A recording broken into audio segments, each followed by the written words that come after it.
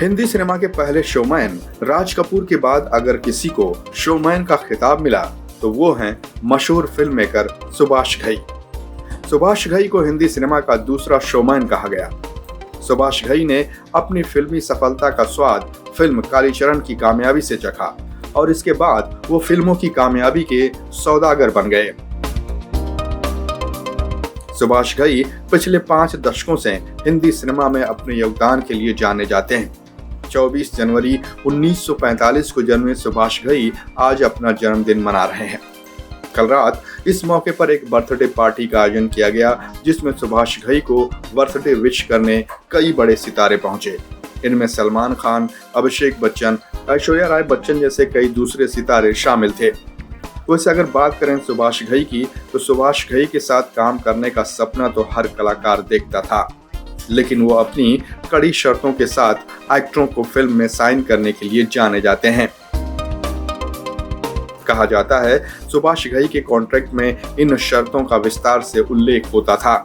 मसलन फिल्म की शूटिंग और रिलीज तक एक्टर व एक्ट्रेस शादी नहीं कर सकते।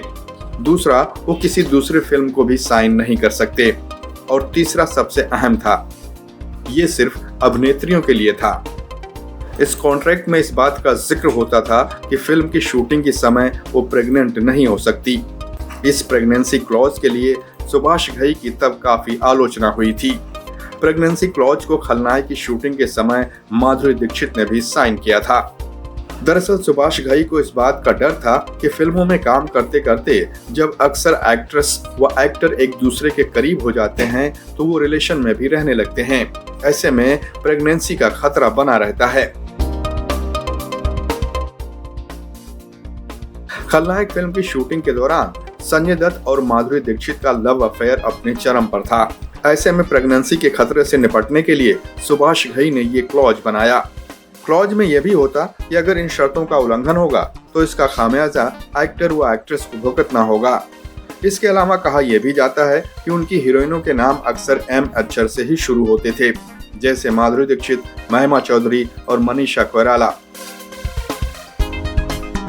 कहा तो यह भी जाता है कि परदेश फिल्म के लिए सुभाष घई ने 3000 लड़कियों को रिजेक्ट कर दिया था। तब जाकर उन्होंने महिमा चौधरी की खोज की थी। महिमा का नाम पहले ऋतु चौधरी था, जिसे सुभाष घई ने बदलकर महिमा कर दिया। परदेश जब रिलीज हुई तो बेहद ही कामयाब रही।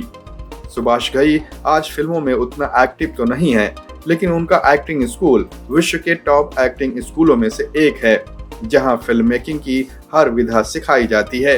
हिंदी सिनेमा के ऐसे ही किस्सों को जानने के लिए हमारे चैनल को सब्सक्राइब करिए।